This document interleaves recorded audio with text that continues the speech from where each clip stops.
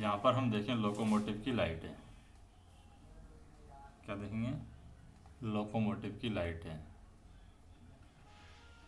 Locomotive की लाइटें। तो लोकोमोटिव की जो लाइटें हैं, पहली है हेडलाइट। हेड लाइट क्या है? हेडलाइट। तो पहला पॉइंट है हमारे पास में, प्रत्येक इंजन तथा स्वनोदित वाहन में हेडलाइट होनी चाहिए। क्या होनी चाहिए? हेडलाइट होना चाहिए। प्रत्येक इंजन में हेडलाइट होनी चाहिए और स्वनोदित वाहन में हेडलाइट होनी चाहिए। दूसरा पॉइंट है हमारे पास में, हेडलाइट में वर्तमान में ट्विन बीम लाइट का प्रयोग किया गया है। हेडलाइट में वर्तमान में किसका प्रयोग किया जाता है? Twin beam. तो हेडलाइट में वर्तमान में ट्विन बीम लाइट का प्रयोग होता है। तीसरा का पॉइंट हम देखें, तीसरा पॉइंट क्या है? लोको पायलट हेडलाइट की जांच करके देखेगा कि हेडलाइट से इतनी रोशनी निकल रही है, कम से कम यहाँ पर 240 मीटर या इससे अधिक हमें साफ साफ दिखाई देना चाहिए। तो हम कह सकते हैं कि लोको पायलट हेडलाइट की जांच करेगा, देखेगा कि हेडलाइट से इतनी रोशनी निकल रही है, कम से कम 240 मीटर तक या इससे ज़्यादा दूरी तक। नेक्स्ट हम देखें यहाँ पर कि लोको पायलट को लोको साइड छोड़ने से पहले, अगर लोको पायलट है लोको साइड छोड़ रहा है, तो लोको साइड छोड़ने से पहले लोको पायलट को हेडलाइट की जांच करनी चाहिए। पांचवा पॉइंट है कि विद्युत हेडलाइट फिटर यह प्रमाणित करने के लिए जिम्मेदार होगा कि इंजन की हेडलाइट कार्यरत अवस्था में है। तो हम कह सकते हैं विद्युत हेडलाइट फिटर, तो विद्युत हेडलाइट फिटर है, यह प्रमाणित करने के लिए जिम्मेदार होगा कि इंजन की हेडलाइट कार्यरत अवस्था में है। अब दूसरी हम देखते हैं मार्कर लाइट के बारे में। ये तो लोकोमोटिव की हेडलाइट होगी। अब बात करते हैं हम मार्कर लाइट।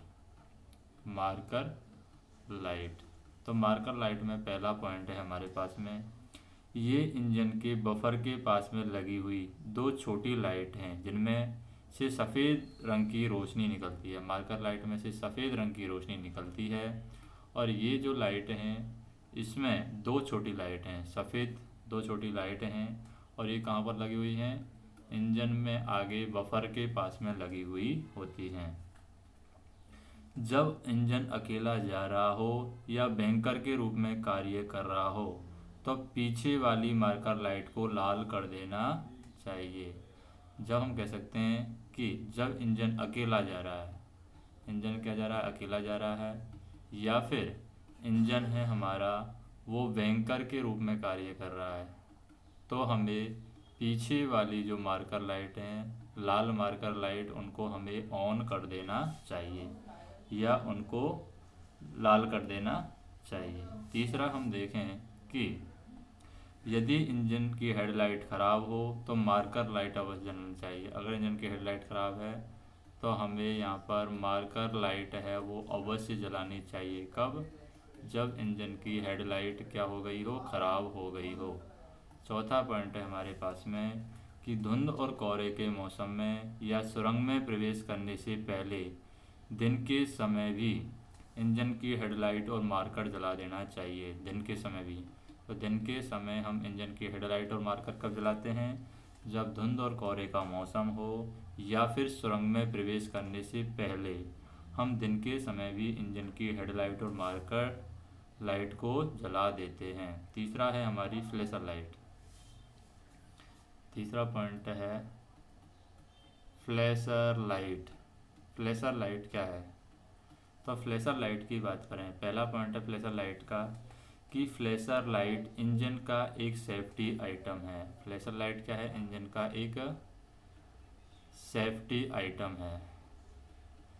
तो फ्लैशर लाइट इंजन का एक सेफ्टी आइटम है। यदि प्रस्थान स्टेशन पर इंजन की फ्लैशर लाइट खराब पाई जाती है, प्रस्थान स्टेशन पर ही इंजन की फ्लैशर लाइट खराब पाई जाती है तो इंजन को भी यहाँ पर खराब घोषित किया जाएगा। तीसरा पॉइंट है कि ऑन करने पर इसमें से तेज पीली रंग की रोशनी निकलती है। ऑन करने पर कैसी रोशनी निकलती है इसमें? ऑन करने पर इसमें तेज पीली रोशनी निकलती है। तो हम कह सकते हैं ऑन करने पर इसमें से तेज पीली रंग की रोशनी निकलती है। चौथा पॉइंट है कि लोको पायलट इस लाइट का प्रयोग खतरे के समय सामने से आने वाली गाड़ी के लोको पायलट को खतरे की जानकारी देने के लिए करता है। तो यहाँ पर हम कह सकते हैं खतरे की जानकारी देने के लिए।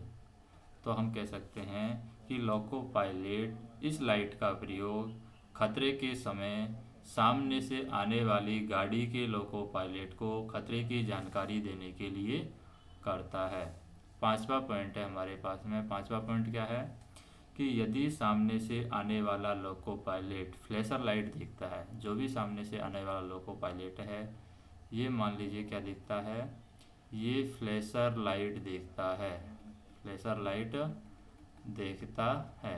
तो हम कह सकते हैं कि यदि सामने से आने वाला लोको पायलट फ्लैशर लाइट देखता है तो वह अपनी गाड़ी को रोकता है, परंतु यदि दोहरी लाइन खंड पर विरुद्ध दिशा की चलती हुई गाड़ी की फ्लैशर लाइट ऑन देखता है तो वह अपनी गाड़ी को नियंत्रित करेगा और आगे सतर्कतापूर्वक लेकर जाएगा, किसी भी अवरोध से पहले रुकने के लिए तैयार रहेगा और अगले स्टेशन पर स्टेशन मास्टर को रिपोर्ट करेगा। तो हम ये कह सकते हैं कि सिंगल लाइन में तो वो गाड़ी को रोक देगा, डबल लाइन में अगले स्टेशन के पास मास्टर के पास में जाकर के सूचना देगा। तो हम कह सकते हैं कि यदि सामने से आने वाला लोको पायलट फ्लैशर लाइट को देखता है तो वह अपनी गाड़ी को रोकता है, सिंगल लाइन है तो, परंतु यदि दोहरी लाइन खंड पर विरुद्ध दिशा की चलती हुई गाड़ी की फ्लैशर लाइट ऑन देखता है तो वह अपनी गाड़ी को नियंत्रित करेगा और आगे सतर्कतापूर्वक लेकर जाएगा, किसी भी अवरोध से पहले रुकने के लिए तैयार रहेगा, अगले स्टेशन पर स्टेशन मास्टर को रिपोर्ट करेगा। नेक्स्ट हम देखें हेडलाइट खराब होने पर लोको पायलट की ड्यूटी क्या है। हेडलाइट खराब होने पर लोको पायलट की ड्यूटी। तो लोको पायलट की ड्यूटी हम देखते हैं हेडलाइट खराब होने पर। पहला काम है कि लोको पायलट हेडलाइट खराब होने पर तुरंत क्या जलाएगा, मार्कर लाइट जला देगा और लगातार वो सीटी बजाएगा, सीटी बजाएगा लगातार।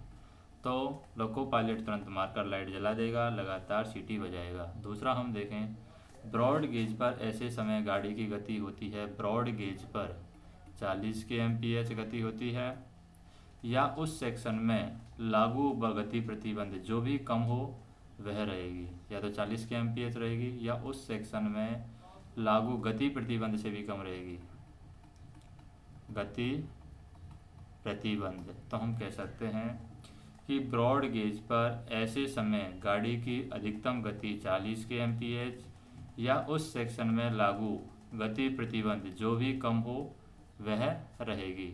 तीसरा काम है हमारा कि नैरो गेज पर ऐसे समय गाड़ी की अधिकतम गति 15 kmph होगी।